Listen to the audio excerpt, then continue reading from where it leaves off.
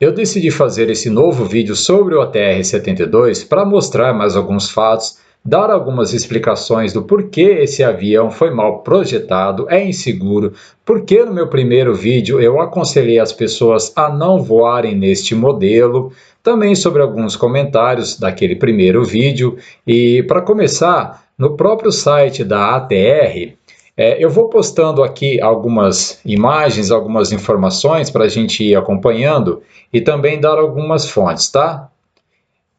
Também você pode pesquisar todos os fatos que eu falar na internet para vocês comprovarem a veracidade dos mesmos. Bem, no próprio canal aí do YouTube da ATR, apresentando o ATR-72 Vevo, que é um avião que eles pretendem lançar até 2030, o novo ATR. O próprio chefe executivo, Stefano Bortoli, e o vice-presidente Stefani Viala, eles disseram que estão buscando novas tecnologias para resolver o problema de degelo e melhorar a aviônica do ATR. Problema de degelo é uma fragilidade muito grande neste modelo. Inclusive, foi o que eles disseram que a causa do primeiro acidente com esse avião, que foi em 1994, nos Estados Unidos, da American Eagle. Eu vou falar um pouco sobre esse acidente. O que aconteceu? Foi há 29 anos atrás, nos Estados Unidos. Muito parecido com o que aconteceu no Brasil, da American Eagle, que é a subsidiária da American Airlines. Nesse caso, também houve uma queda brusca e as investigações mostraram que a causa foi acúmulo de gelo nas asas, um voo de Indianápolis para Chicago. E a investigação mostrou que o sistema que infla na parte da frente das asas, no bordo de ataque, para quebrar o gelo, não conseguiu expulsar o gelo. Ou seja, foi insuficiente e então o avião ele veio à queda.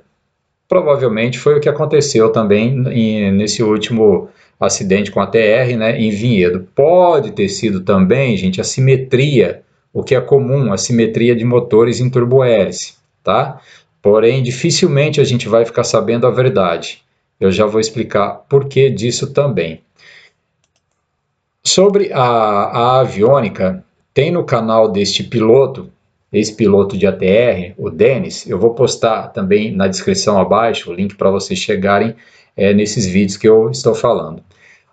Pontos negativos que ele disse sobre o ATR, entre eles a aviônica.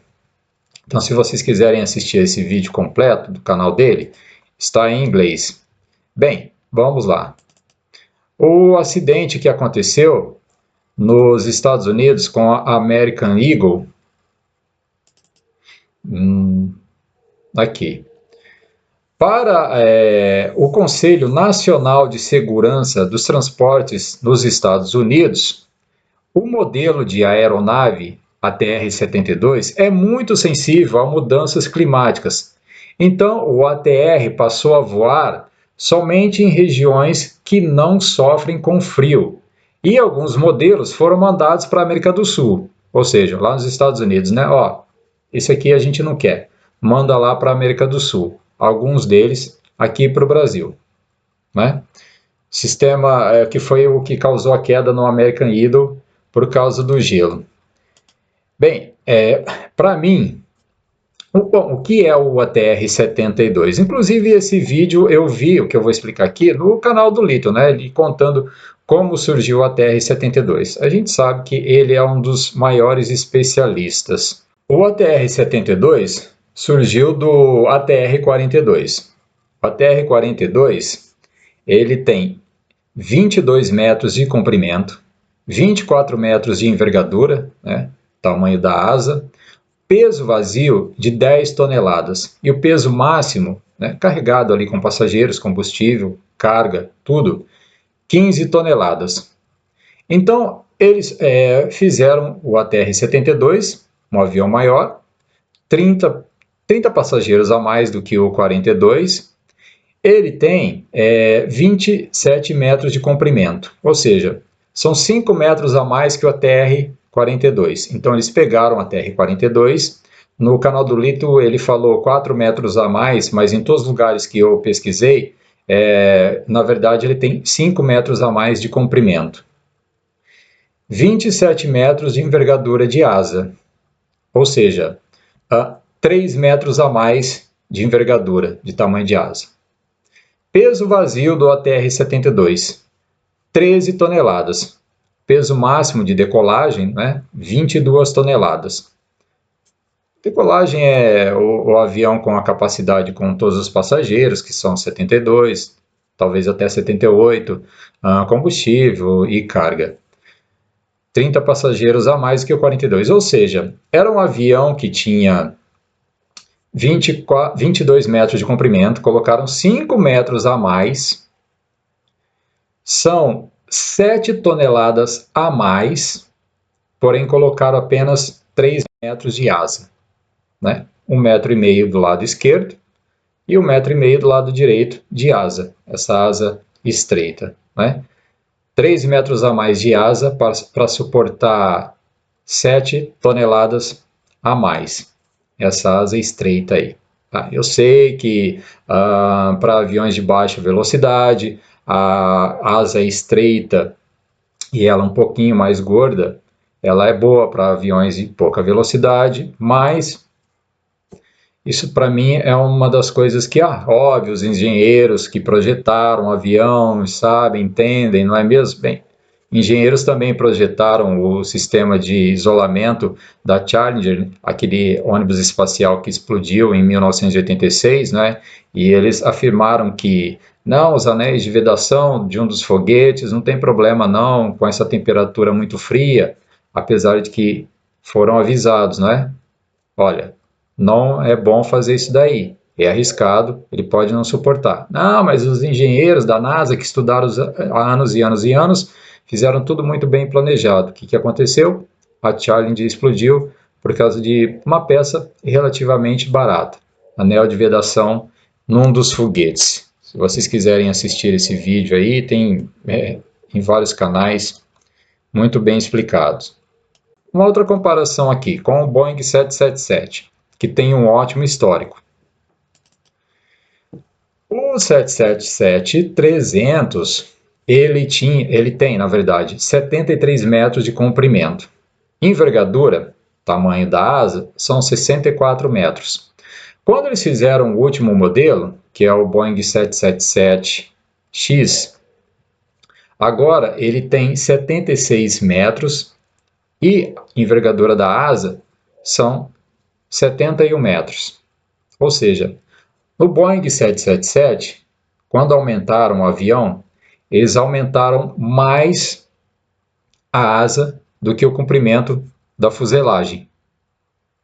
Interessante isso, Eles acharam que, eu sei que são modelos diferentes, comparar o Boeing 777 com o ATR-72, bem, mas aí na Boeing eles acreditaram que aumentar a asa é mais importante, afinal é a asa que sustenta o avião. Bom, então tá aí, é o vídeo que vocês podem assistir no canal do YouTube da ATR mesmo, se os engenheiros eles pretendem lançar um novo modelo de degelo, porque eles sabem que precisam resolver esse problema de degelo, ou seja, o avião que foi mal planejado, é fraco, ele é muito sensível, ele é muito frágil para o sistema de degelo. Então eles pretendem colocar nesse novo, que eles vão lançar até 2030, o ATR Evo, um sistema elétrico, Bem, voltando a falar sobre a asa, que do ATR-42 eles aumentaram 5 centímetros de comprimento para fazer o ATR-72, 7 toneladas a mais, porém só 3 metros de asa, 3 metros de asa dessa asa estreita para suportar 7 toneladas a mais. E ainda falaram num dos comentários, você vai comparar com Fórmula 1, recebi algumas críticas assim. Bem, para quem gosta de Fórmula 1 sabe que, por exemplo, Monza, que é uma pista de alta velocidade, eles colocam nos carros uma asa menor, porque tem menos downforce, menos arrasto, então o carro fica mais veloz, Ele só não é tão estável, tem algumas instabilidades nas curvas, mas ele ganha velocidade, ou seja, diminuir a asa de um carro de Fórmula 1, um veículo que está ali no chão, de 1 tonelada apenas. Faz tanta diferença. Então, a asa de um avião de tantas toneladas, acredito que faz bastante diferença. Podem ter certeza. Falando nisso, eu vou fazer uma outra comparação aqui com o Boeing 737 MAX, que teve muita polêmica também e aconteceram alguns acidentes. Muitas pessoas até têm medo de voar nesse tipo de avião. O que aconteceu? O 737, estou colocando a foto dele aqui. De frente a gente vê os motores dele achatados ali, ó, mais próximo ao chão. Por quê? Ele é um modelo que foi construído nos anos 50 e as turbinas eram o apelido charutinho. Então, quando foram colocar esses motores melhores, maiores, né, o diâmetro deles também, para não ficar muito próximo ao chão, fizeram um pouco achatado. Então, quando eles foram fazer o 737 MAX, motores melhores, mais econômicos, porém um pouco maiores, o que eles precisaram fazer? Não dá para aumentar o trem de pouso, não. Então eles colocaram, claro, no suporte, né, no pylon do 737 MAX, vou colocar a foto aqui para a gente ver, do 737 MAX, o que precisaram fazer? Os engenheiros planejaram colocar o motor mais para frente e um pouco mais para cima, quase lá no bordo de ataque da asa. Ok, tudo bem, mas claro, aí mudou o centro de gravidade do avião, tá? Ou seja, pegar uma turbina, colocar um pouquinho mais para frente, muda totalmente a dinâmica do avião. Colocaram os sensores, né, o software, o MCAS, porque para poder deixar o avião tentar manter ele bem estável. Inclusive por isso que aconteceram aqueles acidentes, como sempre jogam a culpa nos pilotos, né? Aqueles 2 acidentes, um deles da Etiópia, que derrubou o Boeing 737 MAX.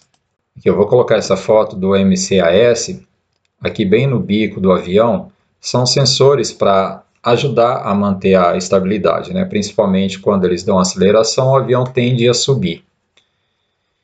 Mas o que aconteceu foi também falta de treinamento para os pilotos, né? Eles poderiam ter desligado o sistema ali, eles controlariam o avião, não teria acontecido aquela queda, mas enfim, sempre jogam a culpa nos pilotos.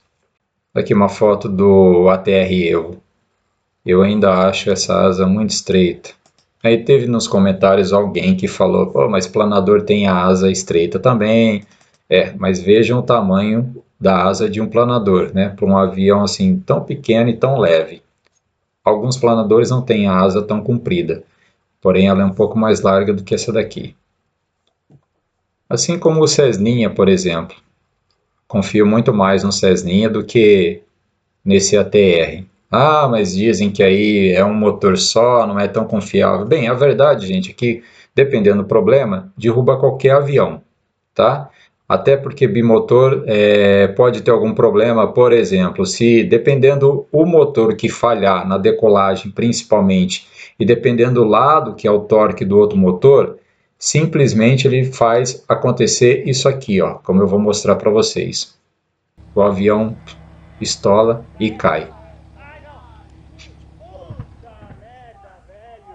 Bem, um dos comentários aqui do Rafael disse que o ATR é certificado, que eu espalhei desinformação, tal, né, para esperar o resultado da perícia.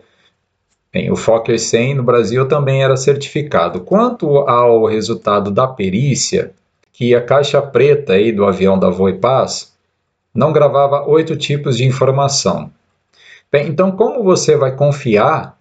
Então, no resultado final, eles vão falar, olha, mesmo sem essas 8 informações que a caixa preta não gravava, mesmo sem elas, a gente pôde descobrir o que causou o acidente nesse avião. É claro que eles vão falar isso daí. Mas lembrem-se de quando caíram o avião do Eduardo Campos.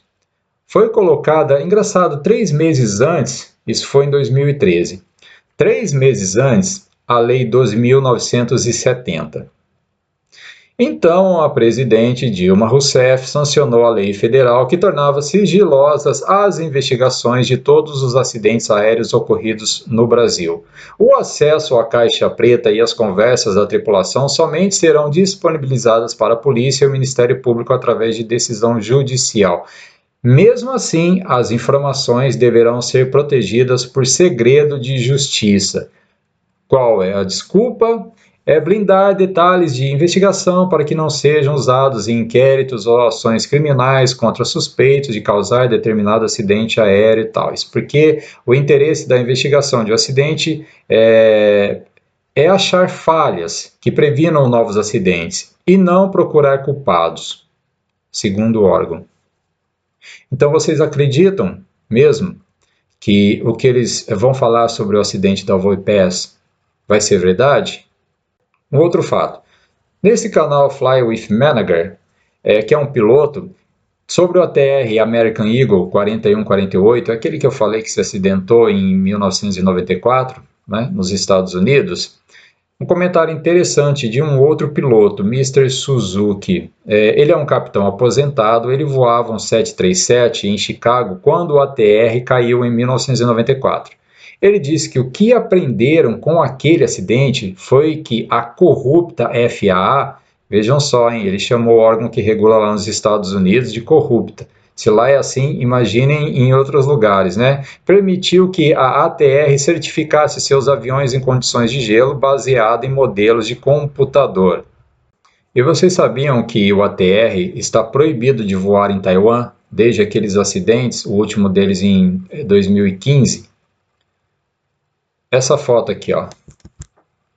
Então o resultado final foi culpa do piloto que no início teve problema no motor do lado direito e ele erroneamente desligou o motor do lado esquerdo. Se vocês quiserem saber mais detalhes sobre o acidente, podem ver aí no YouTube, tem vários canais que falam, né?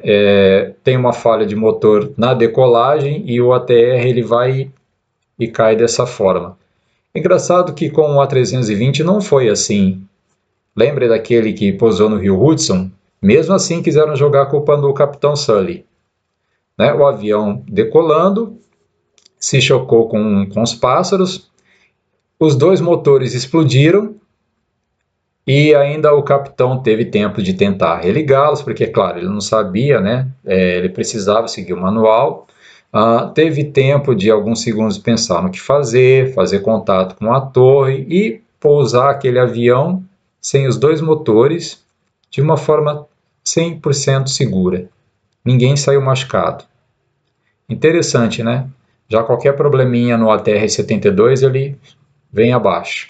E mesmo em Taiwan, tendo o clima quente, temperatura, eu pesquisei aqui, a média anual é de 27 graus, o inverno mais frio foi início dos anos 2000, a temperatura média é 17 graus. Mesmo assim, eles proibiram, as autoridades aeronáuticas civis proibiram a TR de voar naquele país. Uma outra notícia que eu vi no site da Globo, G1, é que o manual do ATR-72, como que caiu no interior de São Paulo, aponta o risco de a aeronave perder sustentação, estolar, né, no jargão aeronáutico, se entrar em área de gelo. Tiveram alguns comentários que falaram aí que eu estava falando besteira e tal, por exemplo, esse Silvan Schneider, que 100 mil pessoas que morrem de trânsito no Brasil. O trânsito no Brasil é um dos mais violentos do mundo. Diz que o ATR tem condições de voar em condições severas com tranquilidade. Tem mesmo? Se até o próprio vice-presidente e o chefe executivo da empresa ATR, nesse vídeo que vocês podem assistir no canal da ATR, eles fazendo a apresentação do novo ATR Evo, eles falam que precisam melhorar a situação de degelo do ATR. Mesmo assim, esse Silvan aqui falou que ele pode voar em condições severas com tranquilidade. Em outro comentário desse Imbel.40, que é piloto, ele disse que se os motores do ATR falharem, ele é um tijolo caindo do céu. Como eu citei sobre o Learjet no meu último vídeo, estou colocando uma foto dele aqui também, ele foi um avião planejado para guerra. Ele é muito arisco, é um outro avião que eu não quero nem de graça. Tanto que quando você vai decolar num Learjet, você praticamente nem vê as linhas tracejadas da pista.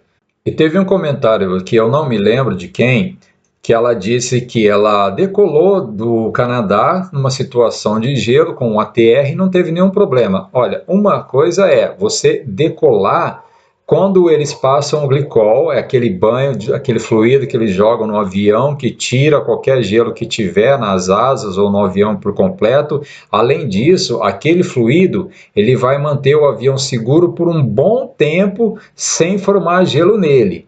É diferente desse sistema ruim, dessa fragilidade que é o ATR contra qualquer formaçãozinha de gelo. Eu separei isso daqui também, vocês podem pesquisar em vários sites na internet, que desde 1988, quando o ATR-72 foi construído, foram registradas 403 ocorrências envolvendo essa aeronave, sendo 66 acidentes e 532 mortes. Houve 40 episódios com perda total do avião. No Brasil, até hoje, foram 33 ocorrências e até o acidente do voo 2283, né, que ia de Cascavel para Guarulhos, que aconteceu em Vinhedo, os mais famosos também foram aqueles no Nepal e em Taiwan. A ATR American Eagle, em outubro de 1994, foram 68 vidas perdidas. Além do que aconteceu, né, no Nepal, em janeiro de 2023, 72 mortes. Em novembro de 2010, em Cuba, foram 68 mortes. Em fevereiro de 2018, um acidente com a TR-72 no Irã matou 66 pessoas. E esse último, agora em agosto de 2024, né, o Davos Pass, em Vinhedo, foram 62 mortes. Esse é o histórico de acidentes, não todos, tá? Maiores acidentes envolvendo o ATR-72. Às vezes eu penso em acreditar no que algumas pessoas falam, que quando chegou a hora da pessoa, ela vai, nem antes e nem depois, mas o que eu, como católico, fui batizado pela Igreja Católica Apostólica Romana, estudei o catecismo por 3 anos, o crisma também por 3 anos, o que eu sei é que o que Deus quer é que você continue vivo para ajudar o seu semelhante, para continuar fazendo bem. Não quer o sofrimento de muitas pessoas, porque sempre jogam a culpa em Deus, né? Fazem ultrapassagens perigosas no trânsito, matam pessoas, pessoas morrem, a culpa foi de Deus, porque Deus quis assim. Sai bandidos aí em saidinha de Natal, por exemplo, assalta, mata um adolescente, porque se fosse num país sério ele não teria saído, por isso que em países sérios, onde os criminosos são severamente punidos, a criminalidade e a morte é muito menor. Aí acontece isso, porque as leis no Brasil são fracas para os criminosos, mas jogam a culpa em Deus. Ou jogam a culpa, no caso que a gente está falando aqui de acidentes de avião, sempre nos pilotos. Então aí, meus amigos, esses eram os fatos que eu queria apresentar, as explicações do porquê eu aconselho as pessoas a não entrarem nesse avião, como alguns comentários disseram que eu estava falando besteira. Deus queira que realmente seja isso, porque assim muitas outras vidas não serão perdidas. Obrigado mais uma vez por terem assistido, obrigado a todos os novos inscritos, obrigado a vocês, os antigos primeiros inscritos, a todos que comentam nos vídeos, e até a próxima.